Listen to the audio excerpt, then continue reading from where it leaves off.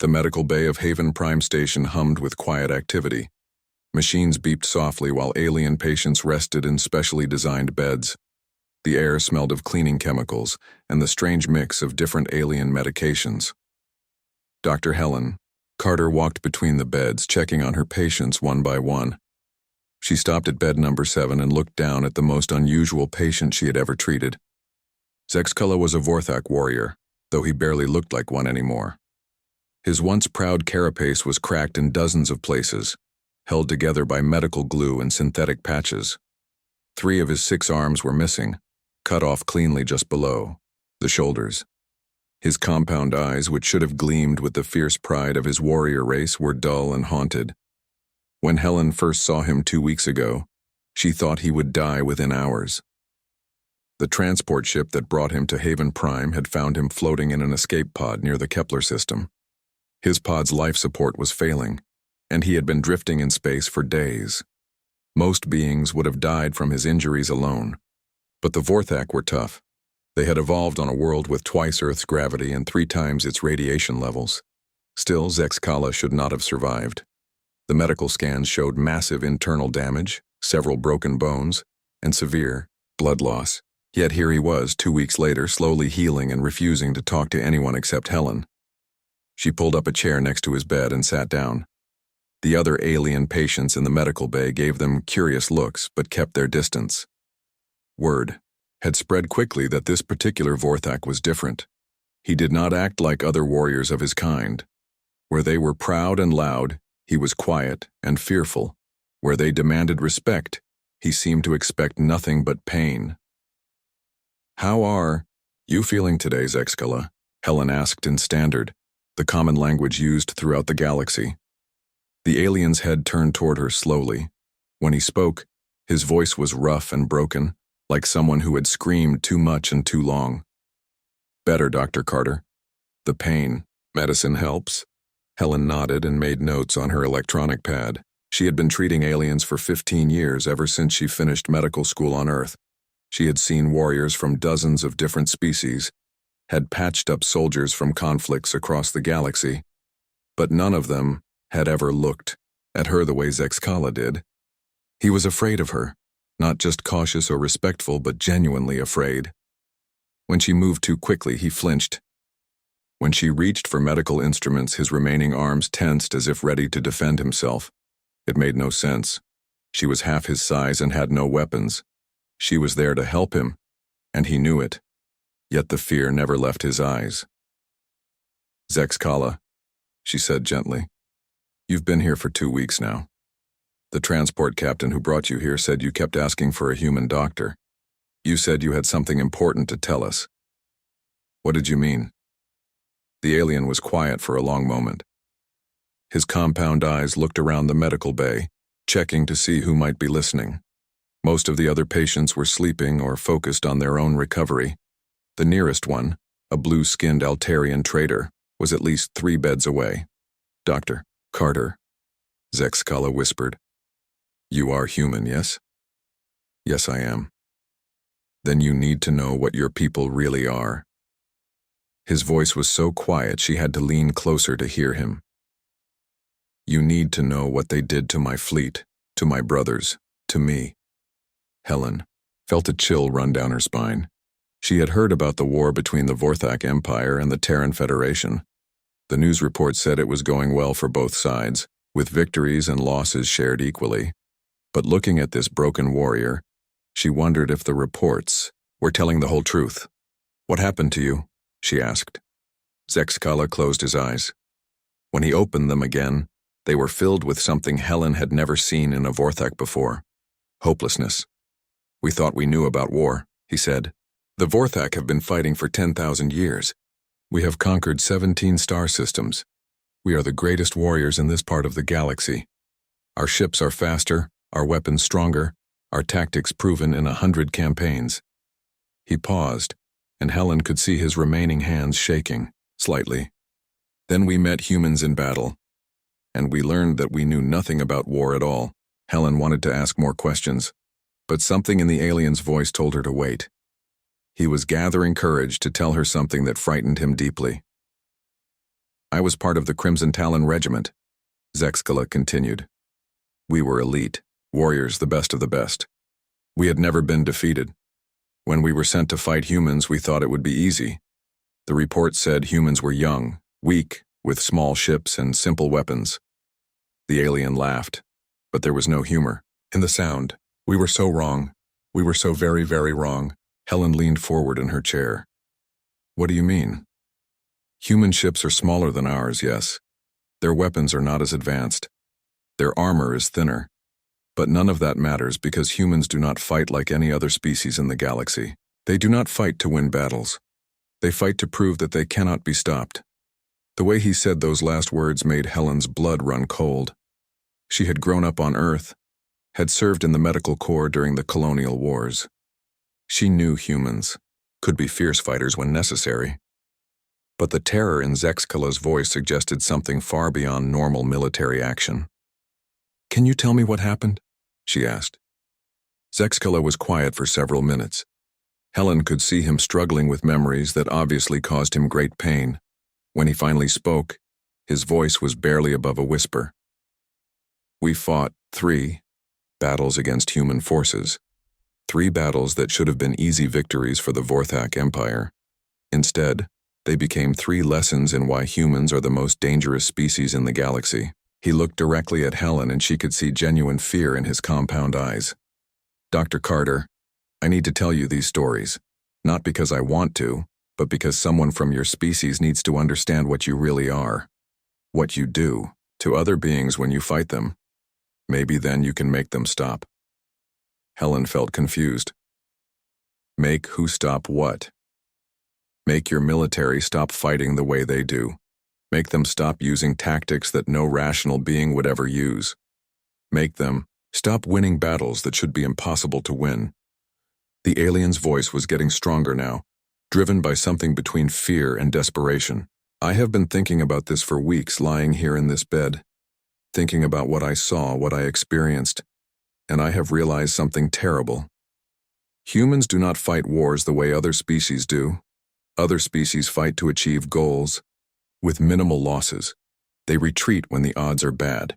They surrender when defeat is certain. They value their own lives and the lives of their soldiers. Zexkala's remaining hands clenched into fists.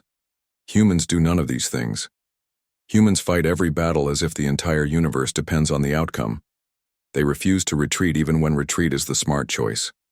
They refuse to surrender, even when surrender would save lives. And they value victory more than they value their own survival. Helen stared at the alien warrior, trying to understand what he was telling her. Zexkala, that just sounds like brave soldiers doing their duty. The alien shook his head violently. No, Dr. Carter. Bravery is facing danger to achieve an important goal. What humans do is not bravery. What humans do is something else entirely. Something that makes other species afraid to fight them even when they have every advantage. He looked around the medical bay again, then leaned closer to Helen. I will tell you the 3 stories of my battles against humans. But first you must promise me something. You must promise that you will record these stories and send them to your military leaders. They need to know what their soldiers are doing to the galaxy. They need to know why other species are starting to fear humans more than death itself. Helen nodded slowly. I promise. Zexkala closed his eyes and took a shaky breath. Then I will tell you about the first time the Crimson Talon met human forces in battle. The day we learned that everything we thought we knew about warfare was wrong. Dr. Helen Carter activated her recording device and placed it on the small table beside Zexkala's medical bed. The alien warrior looked at the device with his compound eyes, then nodded slowly. His remaining 3 arms moved restlessly on the white hospital sheets as he prepared to speak. The first battle happened near the Kepler 442 system. Zexkala began. His voice was stronger now, but Helen could still hear the tremor of fear underneath. It was supposed to be a simple operation. Intelligence reports said a small human patrol was in the area. 6 ships, maybe 7. Nothing that should concern a full Vorthak battle group. He paused and looked out the window of the medical bay. Through the transparent aluminum, stars moved slowly past as Haven Prime Station rotated on its axis. I was aboard the flagship, the Bone Crusher. Commander Veltar was in charge of our fleet. 40 ships, all heavily armed, all crewed by experienced warriors. We had just finished conquering the mining colonies in the Tau Ceti system. It had taken us 3 days to defeat the local defense force. We were feeling confident. Helen made notes on her pad while listening. The medical equipment around them beeped quietly, monitoring other patients in the bay. When we dropped out of hyperspace, near Kepler 442, we found exactly what intelligence had told us. 6 human ships in a loose formation around the 4th planet. They were small ships, frigates mostly, with one slightly larger vessel that appeared to be their command ship. Zexkala's eyes focused on something Helen could not see. Something in his memory. Commander Veltar was pleased. An easy victory to end a successful campaign. He ordered the fleet to standard attack formation and sent the usual surrender demand to the human ships. We always gave enemies a chance to surrender before destroying them. It saved time and ammunition. The alien's mouth, which was more like a beak than human lips, curved into what might have been a bitter smile. The human response came back within minutes. It was from someone called Commander Jake Morrison aboard the ship New Boston. His message was very short. He said, "Surrender is not in our vocabulary. Come and take us if you can." Helen frowned. That sounded like typical military bravado, the kind of thing any proud commander might say when facing overwhelming odds. "Commander." Veltar laughed when he heard the message. Zexkala continued. He told his officers that humans were either very brave or very stupid. Either way, it would not change the outcome. He gave the order to attack. The alien warrior shifted in his bed, wincing as the movement pulled at his healing wounds. What happened next changed everything I thought I knew about space combat. The human ships did not retreat when they saw our numbers. They did not try to run when they realized how outgunned they were. Instead, they did something no rational commander would ever do. "What did they do?" Helen asked. "They attacked us. First." Helen blinked in surprise. 6 ships attacked 40? Yes, and not just attacked. They attacked with a fury and determination that I had never seen in any species. The New Boston led the charge, firing everything it had at our front line. Behind it, the other 5 human ships spread out in a pattern that made no tactical sense. Zexkala closed his eyes, and Helen could see that remembering this was difficult for him. The first thing that went wrong was our targeting systems. Vorthak ships are designed to fight other Vorthak ships, or ships built by species that think like us. We expect enemies to follow logical flight patterns, to use standard defensive formations, to behave in predictable ways. He opened his eyes and looked directly at Helen. Human ships do not fly in logical patterns. They twist and spin and change direction in ways that make no sense. Our computer targeting systems kept losing locks on them because they were not following any known flight doctrine. Helen made more notes. This was starting to sound like the kind of unconventional tactics that human military academies taught as advanced strategy. But that was just the beginning, Zexkala said. The real shock came when the first human ship took heavy damage. It was one of the smaller frigates, hit by plasma cannon fire from 3 of our ships. Its hull was breached in multiple places. Its engines were failing. Any rational crew would have evacuated or surrendered. The alien's voice dropped to a whisper. Instead, they used their dying ship as a weapon. Helen looked up from her notes. "What do you mean?" "The damaged frigate, I think it was called the Chicago, turned directly toward our nearest cruiser. The human captain, his name was something like Danny Roberts, sent a message on open channels. He said, 'If we're going down, we're taking some of you with us.'" Zexkala's remaining hands clenched into fists. The Chicago rammed our cruiser at full speed. Both ships were destroyed instantly, but that was not the end of it. Before the Chicago hit, Captain Roberts had aimed his ship so that the explosion would damage 2 other Vorthak vessels nearby. Helen felt a chill. Using damaged ships as weapons was technically a valid tactic, but it required crews willing to die for a purely tactical advantage. One human ship had just eliminated 3 of ours, Zexkala continued. Commander Veltar was angry but not yet worried. We still had overwhelming numbers. He ordered the fleet to tighten formation and focus fire on the remaining human ships. The alien paused to drink some water from a cup beside his bed. His hands shook slightly as he lifted it. That was when we learned about human engineering. The new Boston took a direct hit from our heaviest plasma cannon. The blast punched completely through their hull and destroyed their main engine room. The ship should have been dead in space. But it wasn't? No. Somehow the human crew managed to keep their ship moving using emergency thrusters and controlled atmosphere venting. Their chief engineer, a man named Pete Williams, stayed in the damaged engine room even though it was flooded with deadly radiation. Zexkala's voice filled with something that sounded like grudging respect. Williams worked for 3 hours in that radiation-soaked compartment, rerouting power, bypassing damaged systems, keeping their weapons online. The medical officer told him he was dying from radiation poisoning, that he needed immediate treatment. Williams told him to shut up and let him work. Helen stopped taking notes and just listened. For 3 hours, the new Boston continued fighting with a dead engine room and a dying engineer. Williams finally collapsed at his post, but not before. He had rigged the reactor to overload if the ship was boarded.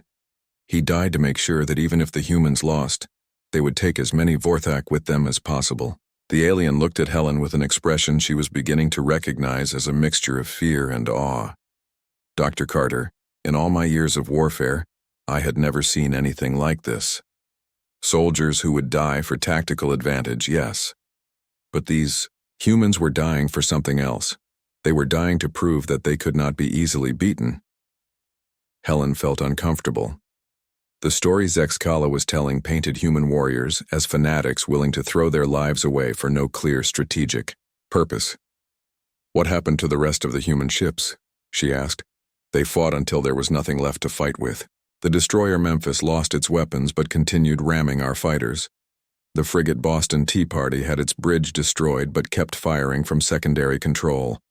Every time we thought we had killed a human ship, it would somehow keep fighting. Zexkala's voice grew quieter. The battle lasted 6 hours. 6 hours to destroy 6 human ships. When it was over, we had lost 12 vessels and nearly 3,000 crew members. Commander Veltar was so shaken that he ordered the fleet to retreat to friendly space for repairs and reinforcement. Helen stared at the alien. You retreated? After winning? Yes, because even though we had won, we had learned something terrible. We had learned that fighting humans was different from fighting any other species. Other enemies try to minimize their losses while achieving their goals. Humans maximize their impact while accepting any level of losses. Zexkala met her eyes directly. Dr. Carter, that was the day the Crimson Talon learned to fear your species. Not because you won that battle, but because you fought it in a way that no sane species would ever fight. You turned defeat into a kind of victory just by refusing to die quietly. The alien warrior leaned back against his pillows, exhausted by the telling of his story. And that was only the first battle. The second one was much worse. The next morning, Dr. Helen Carter found Zexkala staring out the window of the medical bay. The alien warrior had barely slept, and his compound eyes showed the strain of reliving painful memories. When she approached his bed, he turned toward her with a look of desperate urgency. Dr. Carter, I need to tell you about the second battle, he said before she could even say good morning. It was worse than the first, much worse. Helen pulled up her chair and activated the recording device. She had spent most of the night thinking about Zexkala's first story, trying to understand what made human tactics so disturbing to the Vorthak. Now she was both eager and afraid to hear what came next. This happened 2 months after the Kepler 442 battle, Zexkala began. The Crimson Talon had been reinforced and resupplied. High Command was not pleased that we had taken such heavy losses against a small human force. They assigned us to a new mission, one that would restore our reputation. The alien shifted in his bed, wincing as his healing wounds pulled tight. We were sent to protect the mining world of Kethmar. It was one of our most important colonies, providing rare metals needed for our ship construction. Intelligence reports suggested that humans were planning a strike against the planet. Helen made notes while listening. Mining colonies were typically well defended, especially important ones. Kethmar was considered impossible to attack, Zexkala continued. The planet had orbital defense platforms armed with heavy plasma cannons. Energy shields protected all major installations. The garrison consisted of 50,000 Vorthak troops, all experienced veterans. Even a large human fleet would have trouble taking such a world. But the humans attacked anyway? Helen asked. Not exactly. That is what made it so disturbing. The humans did something that no military academy in the galaxy teaches. Something that goes against every principle of warfare that civilized species follow. Zexkala's voice dropped to a whisper, as if he was afraid someone might overhear. They sent only 200 soldiers. Helen blinked in surprise. 200 soldiers to attack a world defended by 50,000 troops? Yes, it made no sense. Commander Veltar laughed when he received the intelligence reports. He said humans had finally gone completely insane. 200 soldiers could not possibly threaten a world like Kethmar. The alien's eyes focused on something beyond the window, something in his memories. The human force was led by Captain Lisa Rodriguez. She arrived on a small transport ship with her soldiers 3 weeks before the main attack was supposed to begin. At first we thought it was a reconnaissance mission. We expected them to observe our defenses and then retreat to report back to their fleet. Zexkala paused to drink some water. His hands were shaking again. Instead, Captain Rodriguez and her soldiers simply disappeared. Our sensors lost track of them completely. Search patrols found no trace of their landing site. For all we knew, they had left the planet entirely. Helen leaned forward in her chair. What were they actually doing? Learning, Zexkala said, and the word sounded like a curse in his mouth. They were learning everything about us, our culture, our habits, our fears, our weaknesses. They spent 3 weeks studying the Vorthak people like we were insects in a laboratory. The aliens' remaining hands clenched into fists. Dr. Carter, humans have a saying, do they not? Know your enemy? Captain Rodriguez took that saying to a level that is almost impossible to believe. She and her soldiers did not just learn about our military defenses, they learned about our psychology, our social structures, our deepest cultural anxieties. Helen felt a chill running down her spine. What did they do with that information? They used it to drive us insane. The words hung in the air between them like a physical presence. Helen stared at the alien warrior, trying to process what he had just said. The first incident happened on a Tuesday according to your human calendar. Zexkala continued. A supply convoy was traveling between the main base and one of the mining facilities. The convoy commander received a radio message in perfect Vorthak, warning him that human infiltrators had poisoned the water supply at his destination. Was it true? No. The water was perfectly safe. But the message was so detailed, so specific, about our security procedures that the convoy commander believed it. He ordered his vehicles to turn around and return to base. When they arrived, medical teams found nothing wrong with the water. Zexkala's voice grew quieter. But the damage was done. Word spread through the garrison that humans had somehow infiltrated the base. Soldiers began checking their food and water obsessively. Officers started questioning their own troops, wondering who might be a human spy in disguise. Helen began to understand where this was going. The humans were playing psychological warfare. More than that, they were playing with our minds in ways that showed they understood us better than we understood ourselves. The second incident happened 3 days later. A guard post reported seeing human soldiers in the hills near the main base. When patrols investigated, they found evidence that someone had been watching the base for days. The aliens' eyes grew distant. The evidence was too perfect. Footprints in exactly the right places, abandoned equipment that was obviously human-made, even a few drops of human blood on some rocks. It was as if Captain Rodriguez wanted us to find it. She was making you paranoid, Helen said. Yes, but it was more sophisticated than simple paranoia. Rodriguez understood that Vorthak society is built on strict hierarchy and absolute trust in the chain of command. She began targeting that trust systematically.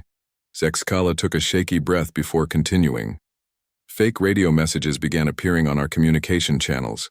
Messages that sounded like they came from high-ranking officers, but contained slightly wrong information about troop movements and supply schedules. When soldiers tried to confirm these orders, they found that the officers in question had never sent them. Helen could see where this was heading, and it made her stomach turn. Within a week, no one trusted the communication system. Soldiers began refusing orders because they were not sure if the orders were real or fake.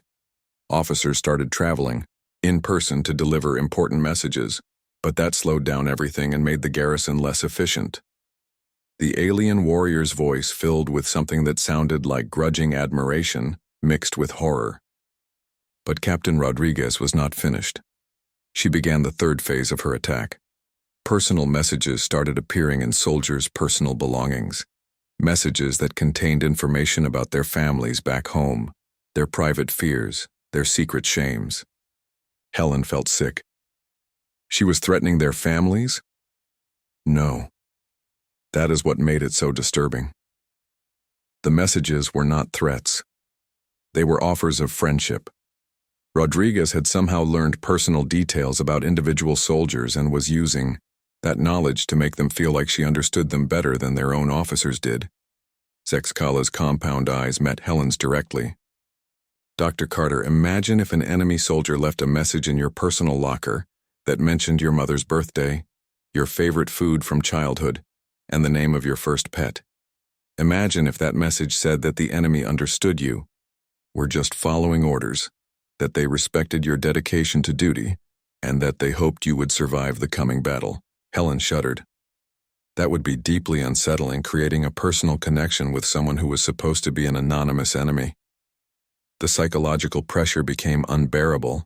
Zexcala continued. Soldiers began reporting to medical officers with stress-related symptoms. Some refused to eat in the common dining areas because they were afraid their food was being watched. Others became convinced that their fellow soldiers were actually human spies. What happened to unit cohesion? It collapsed completely. By the end of the second week, the garrison was essentially paralyzed. Soldiers were spending more time watching each other than watching for external threats. Officers were conducting loyalty tests on their own troops. The whole command structure was falling apart. Zexcala paused, and Helen could see that the hardest part of the story was still coming. Then Captain Rodriguez began the final phase. She started making the garrison fight itself. Helen's pen stopped moving across her notepad. How? False flag operations. Small attacks on guard posts that were made to look like they came from human soldiers, but were actually carried out by Vorthak troops who had been fed false intelligence about traitors in their own ranks. The alien's voice became barely audible. Within 3 days, the garrison was shooting at its own soldiers. Companies were accusing each other of harboring human spies. The command staff was arresting officers they suspected of being enemy collaborators. Captain Rodriguez had turned 50,000 Vorthak warriors into a mob of paranoid, terrified beings who saw enemies everywhere. Helen sat back in her chair, stunned by what she was hearing. When the main human fleet finally arrived, Zexcala whispered, they found a planet that had already defeated itself. The orbital defenses were unmanned because the crews were afraid to work together. The garrison was scattered and disorganized because no one trusted anyone else. The planetary government had collapsed because officials were too busy investigating each other for treason. Dr. Helen Carter arrived at the medical bay early the next morning to find Zexcala sitting up in his bed, staring at his remaining hands. The alien warrior looked exhausted, as if he had not slept at all. When he saw her approaching his compound, eyes filled with something that looked like dread. Today I must tell you about the third battle, he said without any greeting.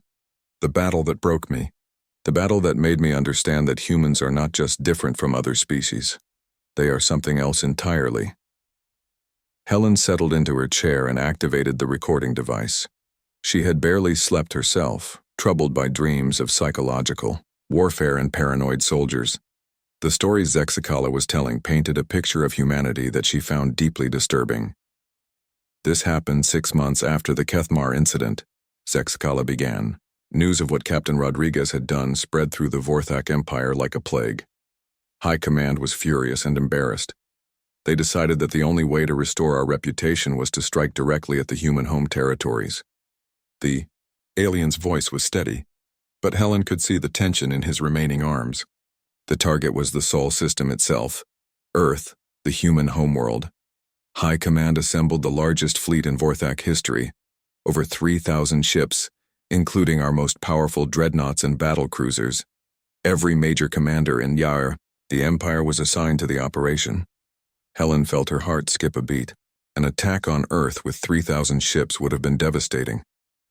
What happened? I was aboard the flagship again, this time serving as tactical advisor to Fleet Admiral Kessenach himself. The Admiral was confident that no force in the galaxy could stand against such a massive fleet. Even if the humans had every ship they owned defending their homeworld, we would still outnumber them 10-1. Zexkala paused to drink some water, his hands shaking more than usual. When we arrived at the edge of the Sol system, our confidence seemed justified. The human defensive fleet consisted of only 300 ships, 300 against 3,000. Admiral Kessenach was so certain of victory that he offered the humans one final chance to surrender and avoid total destruction. Did they surrender? Helen asked, though she already suspected the answer. The response came from a human admiral named Tony Chen aboard a ship called Liberty's Edge. His message was broadcast on all frequencies so that every ship in both fleets could hear it. Zexkala's voice dropped to a whisper. Admiral Chen said, "Today you learn why Earth's children don't know how to surrender." The alien warrior closed his eyes, and Helen could see that remembering these words still caused him pain. Admiral Kessenach laughed when he heard the message. He told his officers that humans were clearly insane if they thought 300 ships could defeat 3,000. He gave the order to attack, expecting the battle to be over within hours. Zexkala opened his eyes and looked directly at Helen. Dr. Carter, what happened next was not a battle. It was a demonstration of why your species terrifies every other intelligent race in the galaxy.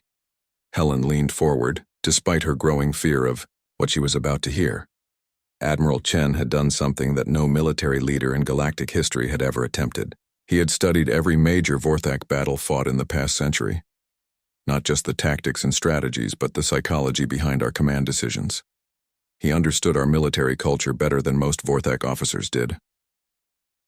The aliens, remaining hands clenched into fists. The human fleet did not try to win through superior firepower or better technology. Instead, Admiral Chen attacked our command structure itself. He had identified the specific ships that housed our senior commanders, and he targeted them with surgical precision. Helen made notes, though her hand was trembling slightly. The first phase of the attack eliminated Admiral Kessenach's flagship and 6 other command vessels. But Chen had timed these strikes to happen during our standard formation change, when secondary commanders would be waiting for new orders from their superiors. Zexkala's voice filled with grudging admiration. When the command ships were destroyed, our fleet protocols called for specific procedures to establish new command authority. But Chen had studied these protocols. He knew exactly how long it would take for new commanders to take control, and he used that time to create maximum chaos. How? Helen asked. By targeting our communication ships. In Vorthak fleets, all orders flow through specialized communication vessels that relay commands between different battle groups. Chen eliminated these ships at precisely the moment when new commanders were trying to establish contact with their subordinates. The alien warrior shook his head in what might have been disbelief. For 20 minutes, our fleet had no unified command structure. Battle groups were operating independently, trying to follow their last received orders while simultaneously attempting to establish new communication links. It should have been a temporary problem, easily solved once backup systems came online. But it wasn't? No, because Admiral Chen understood something about Vorthak psychology that we had never recognized ourselves. Our military efficiency depends on rigid hierarchy and clear chains of command. When that structure is disrupted, even temporarily, we become confused and defensive. Zexkala's eyes grew distant as he relived the memory. Chen used our own behavioral patterns against us. While our commanders were struggling to re-establish control, the human fleet began what they called pattern bombing. Instead of focusing their fire on our strongest ships, they targeted vessels in a specific sequence designed to trigger our defensive instincts. Helen frowned, not understanding. What kind of sequence? They attacked ships in a pattern that made it appear as if they were trying to surround and isolate our most valuable vessels. This forced our commanders to pull ships out of offensive formations to protect what they thought were priority targets. Alien's voice grew quieter. But the ships Chen was targeting were not actually our most important vessels. He was using our protective instincts to make us rearrange our own fleet in ways that served his tactical needs. Within an hour, our formation had become scattered and disorganized, even though we thought we were responding intelligently to human attacks. Helen began to understand the terrifying sophistication of the human strategy. The second phase began, when Admiral Chen started using damaged human ships as weapons. But this was not like the ramming attacks from our first battle. This was something much more calculated and deliberate. Zexcala's remaining hands began to shake. Human ships that had taken critical damage would detonate their reactors at precisely calculated moments and locations. These explosions were not random acts of desperation. They were carefully timed to create specific effects on our formation and morale. What kind of effects? Terror, the alien said simply. Dr. Carter, imagine watching enemy ships explode themselves just to damage a few of your vessels. Imagine seeing crews choose certain death over the possibility of capture or retreat. Imagine realizing that your enemy considers their own lives to be acceptable losses in exchange for minor tactical advantages. Helen felt sick to her stomach. But the worst part was not the explosions themselves. It was the messages that the human crews broadcast before they died. Personal messages to their families, prayers to their gods, final statements about duty and honor and protecting Earth. Zexcala's voice broke slightly. They were not just dying for tactical reasons, they were dying because they believed that their sacrifice would protect their homeworld and their people. Every human death became a declaration that they would never surrender, never retreat, never accept defeat. The alien warrior was quiet for several minutes, struggling with emotions that Helen could not fully understand. The psychological impact on our fleet was devastating, he finally continued. Vorthak warriors are brave, but we fight to live and return home to our families. We could not comprehend an enemy that fought to die for their cause. What happened to the battle? Our ships began refusing orders to close with human vessels. Crews started demanding evacuation when their ships took heavy damage. Commanders who tried to maintain aggressive tactics found their subordinates questioning their sanity. Zexcala looked directly at Helen. Admiral Chen had broken our will to fight by showing us an enemy that was willing to pay any price for victory. Our 3,000 ship fleet began to retreat from 300 human vessels, not because we were being defeated, but because we could not psychologically cope with fighting such an enemy. The alien's voice dropped to barely above a whisper. My own ship was caught in the explosion when Liberty's Edge rammed our battle cruiser. Admiral Chen himself was aboard that ship. He chose to die to ensure that our retreat became a rout. Helen stared at the broken alien warrior, finally understanding the true source of his trauma. Dr. Carter, Zexcala said, your species does not fight wars to achieve military objectives. You fight wars to prove that nothing in the universe can make you give up. That is why we fear you more than death itself.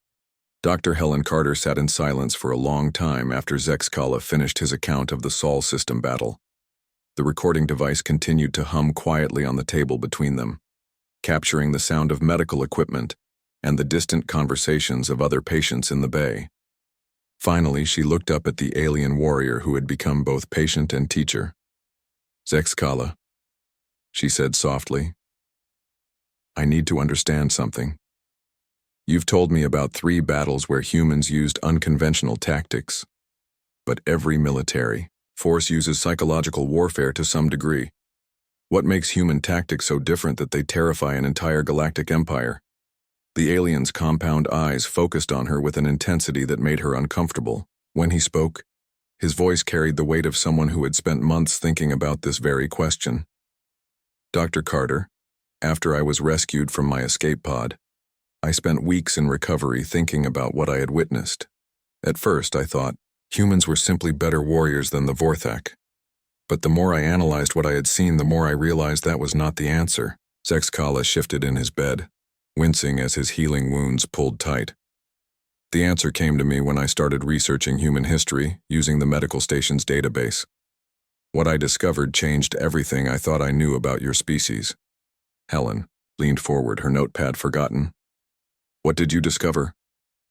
I learned about Earth, the alien said simply. I learned about the world that created humanity. The way he said those words sent a chill down Helen's spine. Dr. Carter, every species in the galaxy evolved on worlds that were competitive. Predators and prey, resources to be fought over, territories to be defended.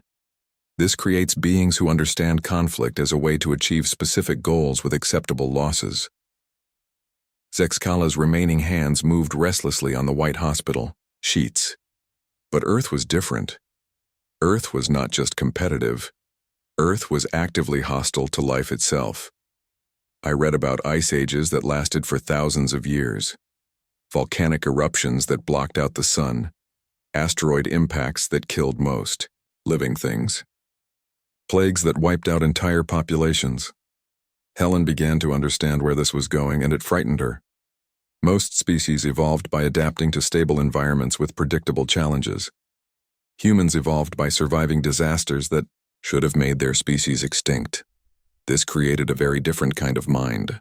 The alien's voice grew stronger, as if he was finally able to articulate something that had been troubling him for months. When other species face overwhelming odds, they calculate the cost of victory against the cost of defeat. If the cost is too high, they retreat or surrender or negotiate. This is rational behavior that has served most species well for millions of years. Zexkala looked directly at Helen. But humans do not think this way. When humans face overwhelming odds, they do not calculate costs. They look for ways to win regardless of the price. Because your species learned long ago that sometimes the only choice is between fighting and dying. Helen felt a deep unease spreading through her chest. You're saying we're fundamentally different from other species? Yes. And the evidence is in everything I witnessed during those 3 battles. No other species would use damaged ships as weapons because no other species values tactical advantage over individual survival. No other species would spend weeks studying enemy psychology just to drive them insane because no other species sees war as a puzzle to be solved rather than a contest to be won. The alien warrior paused to drink some water, his hands steadier now than they had been in days. But the most important difference is this. Other species fight wars to achieve goals. Humans fight wars to prove that goals can be achieved. You do not just want to win. You want to demonstrate that winning is possible even when it seems impossible. Helen stared at the alien, trying to process what he was telling her about her own species. Dr. Carter, I have been researching human military history during my recovery. I read about battles on Earth where small human forces defeated much larger armies through tactics that no rational commander would attempt. I read about sieges where humans held impossible positions for months or years simply to prove they could not be broken. Zexkala's voice filled with something that sounded like awe mixed with terror. I read about human soldiers who continued, fighting with fatal wounds, human commanders who chose death over retreat, human civilians who destroyed their own cities rather than surrender them to enemies. This pattern repeats throughout your entire history. The alien leaned forward, and Helen could see the desperate urgency in his compound eyes. Do you understand what this means for the galaxy? It means that humans cannot be defeated by conventional military thinking. Even when you lose battles, you treat those losses as learning experiences. Even when you suffer casualties, you use those sacrifices to develop better tactics. Helen felt overwhelmed by the implications of what Zexkala was telling her. Are you saying that other species should be afraid of humanity? Dr. Carter, other species are already afraid of humanity. The Vorthak Empire has begun withdrawing from human space, not because we cannot win battles against your fleets, but because we have realized that winning battles against humans does not matter. The alien's voice dropped to a whisper. Every victory against humans teaches them how to fight us better. Every defeat makes them more determined to find new tactics. Every casualty they suffer becomes a reason to fight harder. How do you defeat an enemy that gets stronger every time you hurt them? Helen sat back in her chair, stunned by what she was hearing. What are you asking me to do with this information? I want you to send these recordings to your military leaders, not to warn them about Vorthak tactics, but to warn them about themselves. Zexkala's remaining hands clenched into fists. Dr. Carter, humans are changing how the entire galaxy thinks about warfare. Other species are starting to study human tactics, trying to understand how you achieve impossible victories, but they are missing the point. It is not your tactics that make you dangerous. It is your willingness to pay any price for victory. The alien warrior's voice filled with genuine concern. If humans continue fighting the way you do, if you continue proving that nothing is impossible if you are willing to sacrifice enough, you will force other species to become like you. And I do not think the galaxy can survive a universe full of species that fight like humans. Helen felt a deep chill as she realized what Zexkala was really saying. You're warning us about starting an arms race in psychological warfare. Exactly. Right now, humans are unique in your approach to conflict, but other species are beginning to wonder if they need to adopt human methods to survive in a galaxy where humans exist. The Altarians are already experimenting with suicide tactics. The Centauri Republic is developing training programs based on human military psychology. Zexkala's compound eyes met hers directly. If every species in the galaxy starts fighting like humans, there will be no more negotiation, no more surrender, no more rational limits on warfare. Every conflict will become a fight to the death because no one will be willing to accept defeat. Helen stared at the broken alien warrior, finally understanding the true weight of his warning.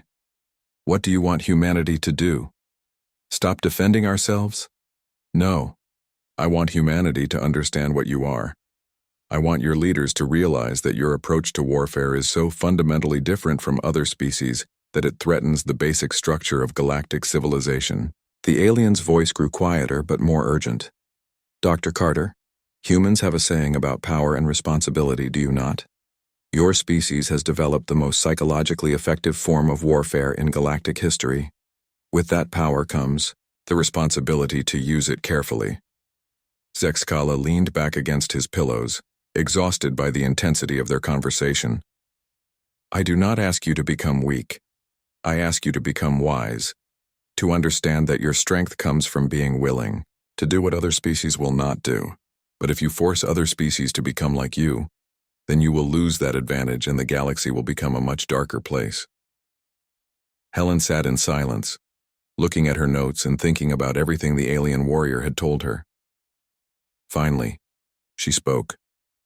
Zexkala, what will you do when you return to Vorthak space? I will tell my people what I have learned, that humans are not evil or cruel, but that you are something completely outside our understanding of how intelligent species should behave. I will recommend that the Vorthak Empire avoid future conflicts with humanity whenever possible. The alien's remaining hands relaxed on the hospital sheets, and I will hope that humans are wise enough to understand what they are before the rest of the galaxy is forced to become like them. Helen turned off the recording device and sat quietly for a long time, staring at the alien who had opened her eyes to a truth about her own species that she was not sure she wanted to accept.